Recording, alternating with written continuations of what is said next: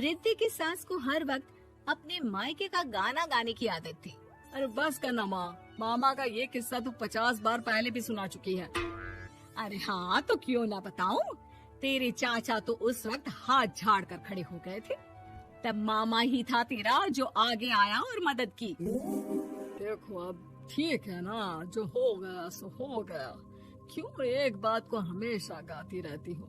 अब तो बहू घर आ गई है, उसे तो सबको मान कर चलना है ना, कि सिर्फ सास का मायका ही समझेगी वो।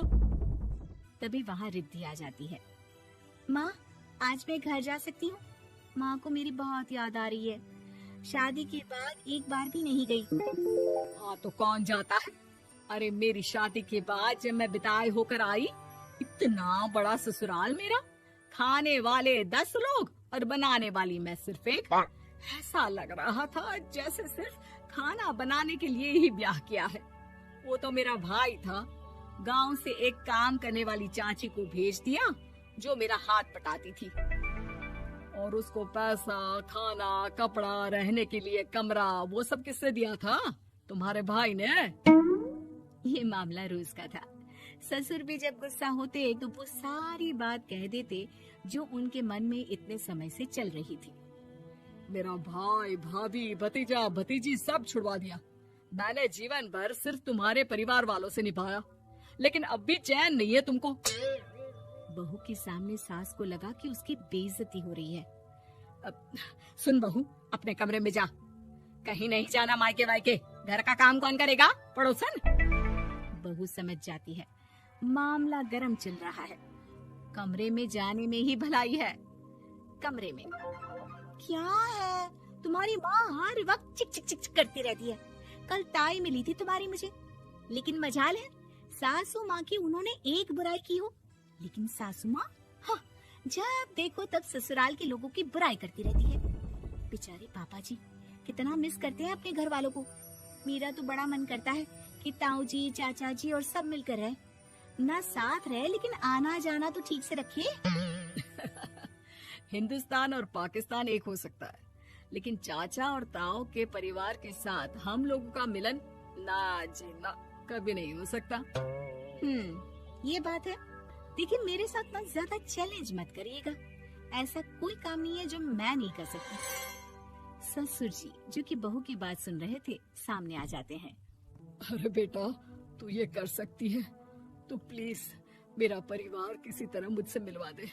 सारी जवानी तो मैंने किसी तरह काट ली, लेकिन जीवन के इस पड़ाव पर बहुत याद आती है मेरे परिवार की। हाँ हाँ पिताजी, आप चिंता मत करिए, बस मेरा साथ देते रहिए आप दोनों। फिर देखिए कैसे माँ जी भी ठीक हो जाएंगी और पूरा परिवार भी एक हो जाएगा।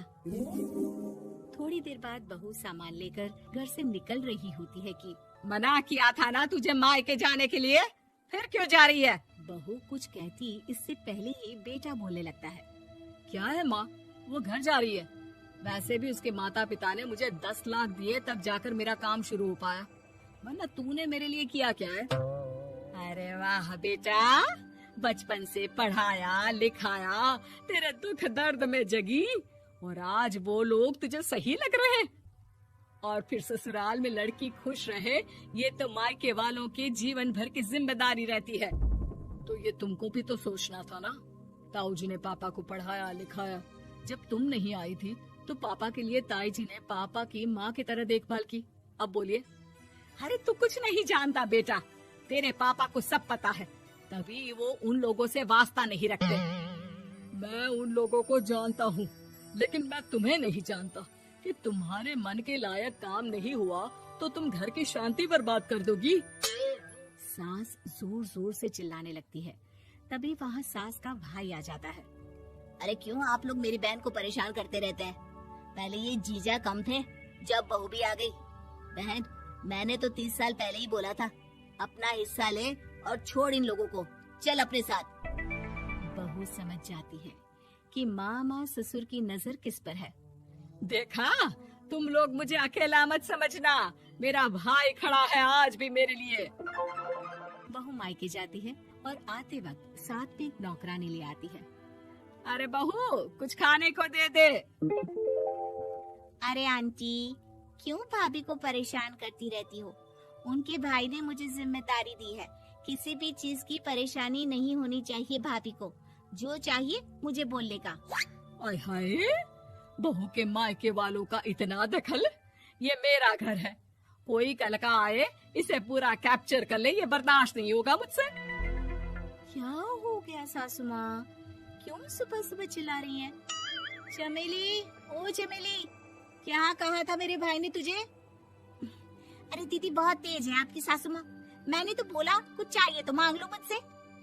अरे निकल यहाँ से, घर को रेलवे स्टेशन बना रखा है, जो देखो वो घुमा जा रहा है यहाँ से वहाँ। ये कहीं नहीं जाएगी, ये जाएगी तो घर का काम कौन करेगा? मैं। हाँ, और क्या करती है बहुएं? घर का काम ही तो करती है, इसमें नया क्या है? तभी वहाँ ससुर जी आ जाते हैं। हाँ, तो यही बात तो तुम्हें भी समझनी चाहिए थी ना। आज बहू के मायके से नौकर आ गया तो तुम्हें बुरा लग रहा है? अरे तो उस वक्त गर्मा गर्म खाना तो सबने खाया ना। ऐसा तो नहीं है कि मेरे मायके का नौकर था तो सिर्फ मेरे लिए बनाता था। अरे निकालो इसे, फिलहाल बाद में बात करती हूँ। सास का गुस्सा जोर से नौकरानी पर फूटता है। तभी वहाँ बेटा सामान के साथ आकर खड़ा हो जाता है। चलो रिद्धि, तुम ठीक बोलती हो। मेरी माँ को तो हम लोगों की कोई फिक्र है ही नहीं, ये तो सारा दिन सिर्फ अपने बारे में सोचती है। और देखिए, मैं अब से कह रही हूँ कि अब से इस घर की तरफ आपको देखना भी नहीं है। नहीं आना आज के बाद इन लोगों से मिलने।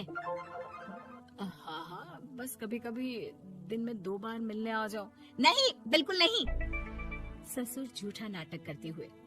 मेरी बीवी ने मुझे मेरे ही परिवार से दूर कर दिया, आज बहू मेरा इकलौता बेटा दूर कर रही है।